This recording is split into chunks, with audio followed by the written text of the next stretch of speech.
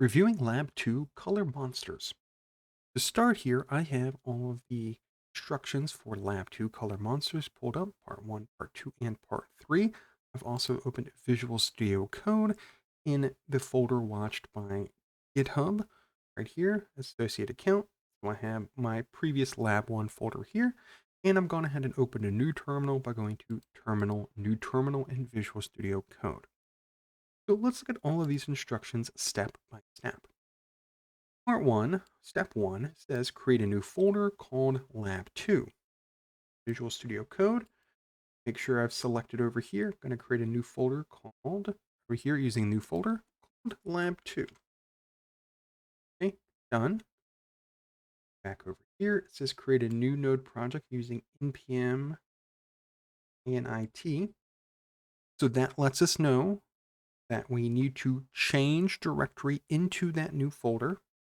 So change directory, the command cd in the terminal, lab 2, and we need to run npm init. Well, there's a shortcut way of running this command combination that will assume yes for all of the prompts. npm space init space -y. -y will assume yes across the board for all of the prompts and prevent us from having to press enter every little single time. Okay. I now have a new package.json file. I can verify over here by clicking on this and seeing the new package.json file. Notice, of course, it's in green because it's a change, a new thing, and the little U tells us it's an update. And of course, source control over here says, hey, you have a new change pending. We do, we just created a new file. Okay, need to add type module to package.json. So again, as a review, right here, JSON, JavaScript Object Notation, is a notation for including the collection of values that's in an object called properties. So in this case, I need to add a comma after the last property, type, and module, and save this file. I am on Windows, so that would be Control S. If we were on Mac, it would be Command S as a keyboard shortcut to save the file.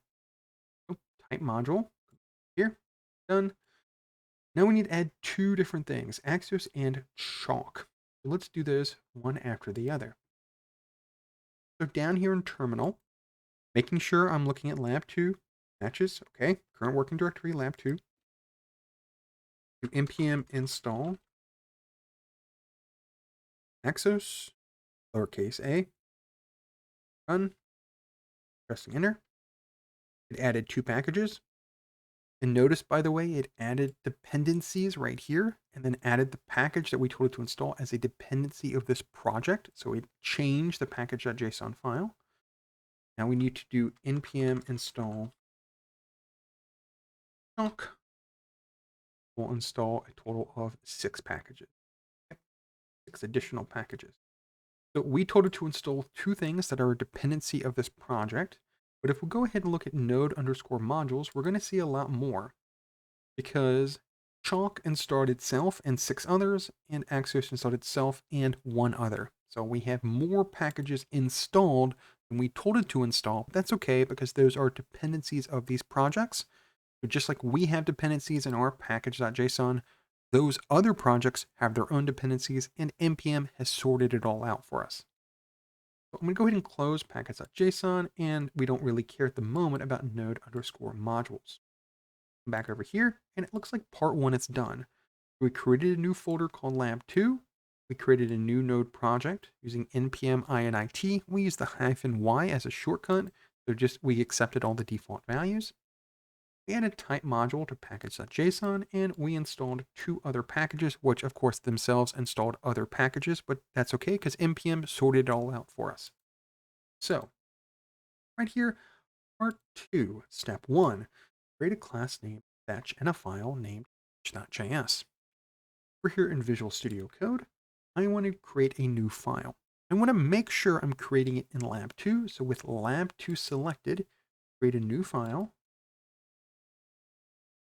fetch.js, uppercase F, and I want to create a class in this file called fetch. uppercase F. And then I know, because I added type module, that I want to go ahead and start to use the keywords import and export in this project.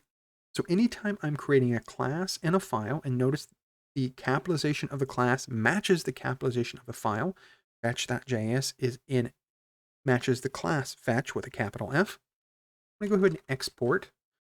And export, the keyword, works with an additional keyword called default. This says, hey, I'm going to export one thing. It is the default singular that I want to export, and it is the class fetch, uppercase F. So I have a class name fetch, and I'm exporting out this class from this file so I can use it in another file. And I'm going to go ahead and save, Control S. Okay, come back over here. Give its constructor method 2 parameters, Pokemon and color. So let's go ahead and copy these because we're going to come back to this. Control C in Windows.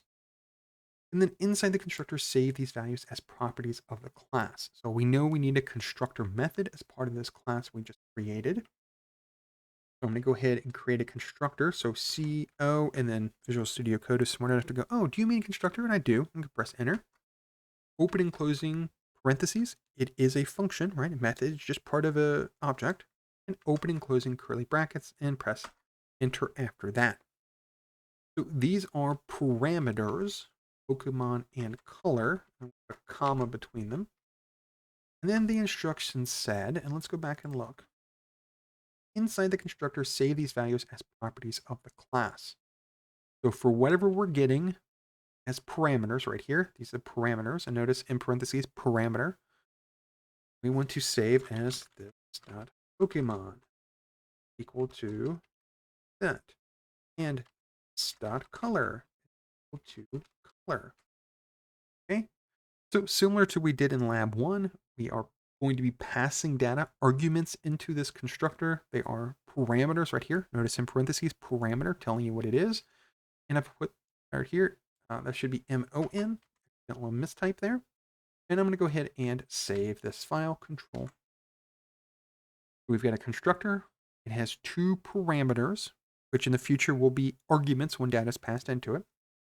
And they are 2 properties that are part of this class.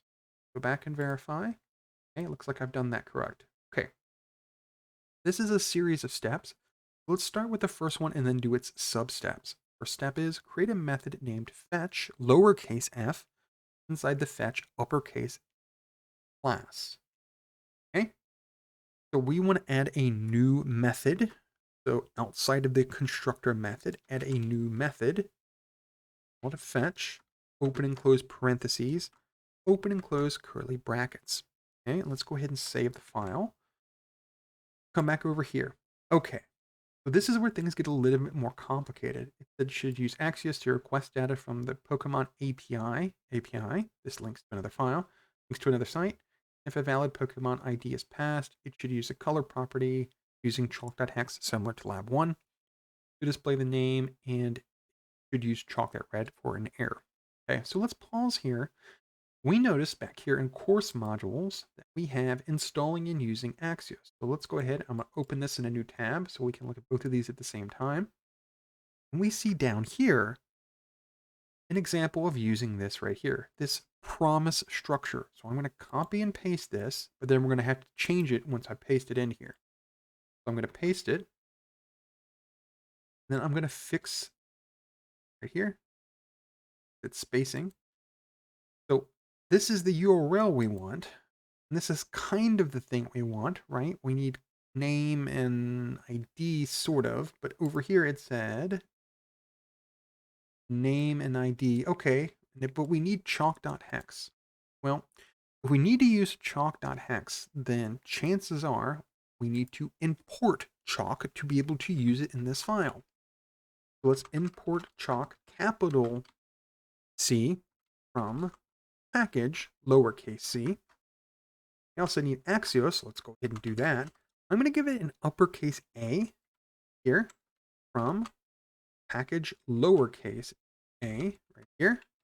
The reason why I'm going to do that is because anytime we're using classes and objects, we're going to prefer to use capital letters And these are going to help us know that we mean a very specific class or a very specific object. So I need the specific chalk, capital C, and Axios, capital A. So I know that that's what I'm using. Okay. So then this has to change from lowercase a to uppercase a, which is okay. And it's still a promise. So a promise goes off and does something, in this case, and then we do something else. So this said, if a valid Pokemon or ID number is passed, it should use the color property using chalk.hex to display the name at Pokemon requested. Okay. So, okay, should use, let's double check. Valid Pokemon ID is passed. So, notice something interesting about this URL, the Uniform Resource Location. It's ditto at the end, but that's not what we want. We don't want the Pokemon ditto. We want our own Pokemon. So let's stop the string at that point where the slash is. And we want to add this dot Pokemon. So whatever we send into the constructor, the fetch method will use to then go look up that Pokemon. Okay, so far, so good. So we're going to get response. Response is going to be the data parameter. So use data. This is going to be the Pokemon. And then we've got the name and ID. But the assignment said to use chalk.hex in the color property. So inside this, I'm going to add chalk uppercase C dot hex, open and close parentheses, and then open and close parentheses around this. And then notice a little red line tells me I need one more at the end for the console.log. So I'm going to add some space to just space this out. Then I want this dot color. Everything seems to be working right. But wait a minute. I knew previously, and I'm going to go ahead and save this file, Control S. I know previously, like if I put the cursor over this dot color, it says in parentheses property. If I put the cursor over this dot color, it just says any. Just doesn't know what that means. So there's a bit of a problem here. The problem here is that it needs to refer to this dot color up here, right? These need to be the same thing. The problem though is that this is a function, and right here there is no this dot color as part of this function. So what we can do then is we can take the function word out, the keyword out, and make this an arrow function. Right here, using the arrow symbol, the equal sign and greater than sign together. And now we can verify this and save the file. Put this over here. We see in parentheses property fetch that color. So what did we just do? Well, something to keep in mind is that everything is an object in JavaScript, right? JavaScript ES6, it's all objects all the time. Functions are also objects. So the code just got confused because it thought that, wait a minute, in the function, or in the object that is the current function, I should have a property named this.color, and I don't, so I don't know what that means. But basically, it was confused. So we said, don't worry about it. We're going to use an arrow function instead. So instead of using a function, using arrow function. An arrow function, unlike a lot of other things in JavaScript ES6, is not an object. It's just a function. It's a type of function. So it said, okay, now I know if I put the cursor over here, it's a property of fetch.color, which matches up here, and everything should now be working correctly. This was one of the problems some of the students saw with this, but again, use Visual Studio Code to test stuff. Like put the cursor over here, like, is this the property? Okay, right. Visual Studio Code says this is the property of fetch. That's exactly what I want. So I have chalk, Axios, and now I have this whole complicated thing going on. And let's go ahead and just move this back to fix that spacing. But there was one more thing. So change, and let's load back over here. So if a valid Pokemon or ID number is passed, it should use the color property using chalk.hex to display the name and ID of the Pokemon requested. Got that worked out. Then it said if an invalid Pokemon ID is used, the code should report an error using chalk.red. So let's go ahead and solve that real quick.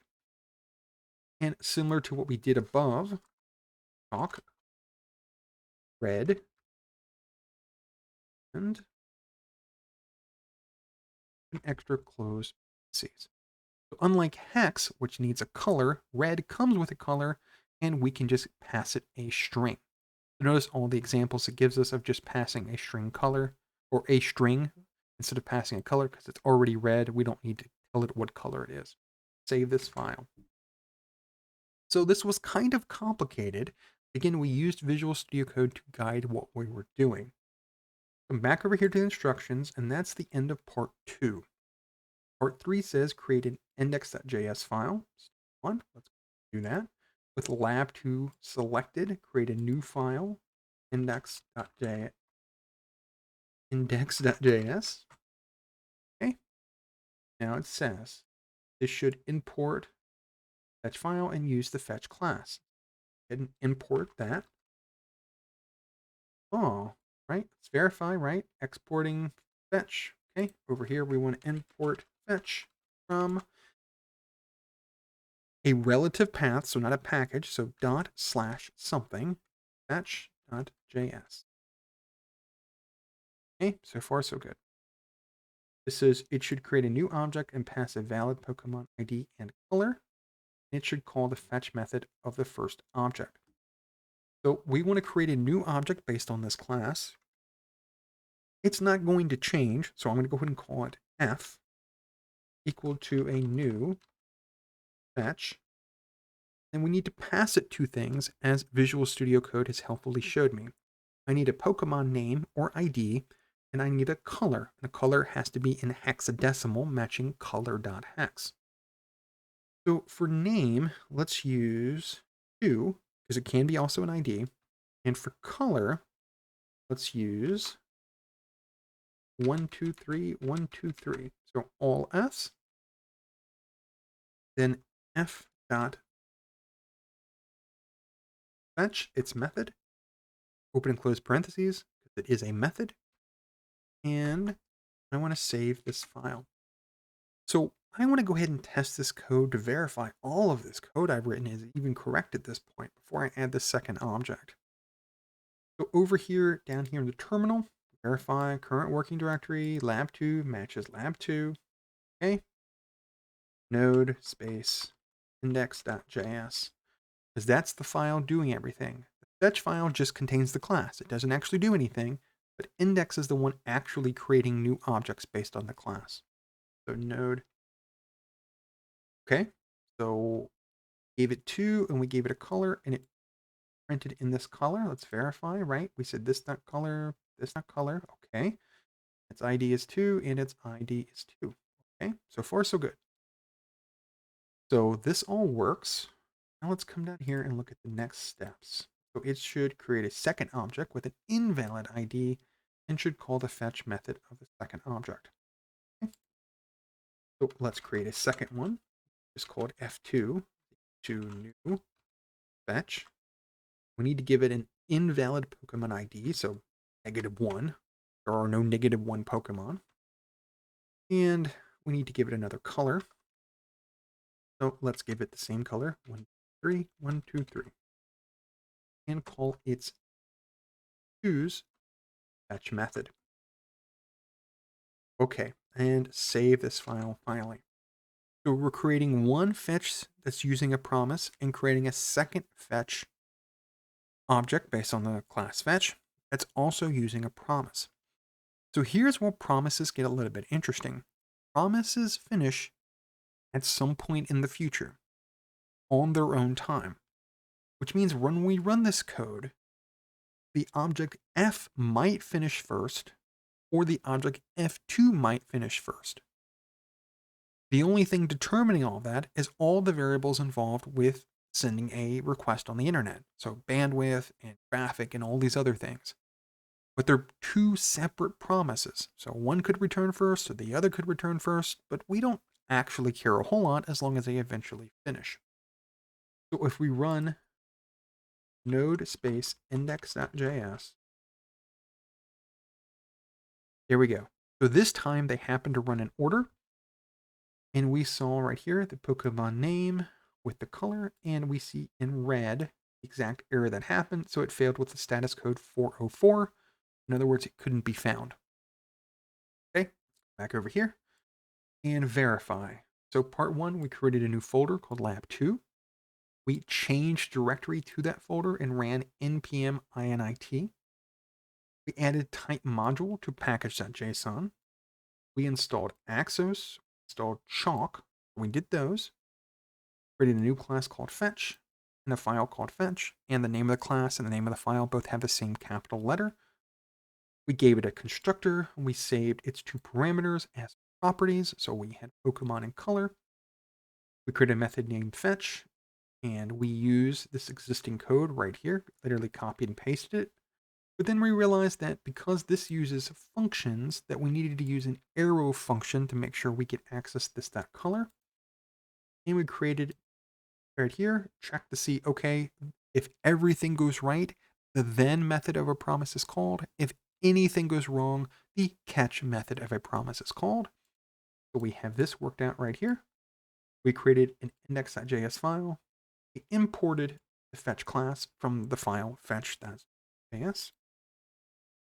Created an object, passed a valid Pokemon or an ID and color on its fetch method, created a second object based on the fetch class, and then called its fetch method. So we see here finally that we've got all of this done. So I'm going to go ahead and close this, which I don't have to, but I'm going to go ahead and close it. And I want to, as a final step, make sure these files are submitted to GitHub. So notice I have 4 changes: fetch.js, index.js, package-lock.json, and package.json, which of course matches 4 files, all green, meaning I've added them since the last commit, and the little U tells me I have updated these files. So coming here for the source control, again, need to give it a message. So what did I do? Basically, what is a description of this commit? So I'm going to say, like it's spelled created, right? Created lab2 files to describe this commit. So I'm going to do things a little bit different this time. Instead of immediately hitting this check mark, I'm going to go through and click plus, plus, plus, and plus. Notice the changes down here is empty and the stage changes right here are full. So all I did is, instead of clicking commit and then telling it yes to stage all the commits, I individually selected all of the changes and added them all to commits. Again, it's actually faster to click commit and then tell it all to yes, stage all those changes, but I did it all step by step to show you what that looks like. So we now know we have a commit that the server doesn't. We can verify this down here. Notice 0 down. There are no new changes on the server. We don't have. But we have a commit right here in the local that the server does not have. I'm going to click this, and it says, okay, do you want to push and pull commits? Click OK. Give it just a moment. Little clock running over here. Little loading bar up here. And it's done. So we can verify down here. No changes, there are no changes. And over here, I have lab 2, and notice the colors are now gone. So this has been a review of doing lab 2, walking through all of its steps, working with the promise structure covered in this course material, and then finally submitting all the code to GitHub.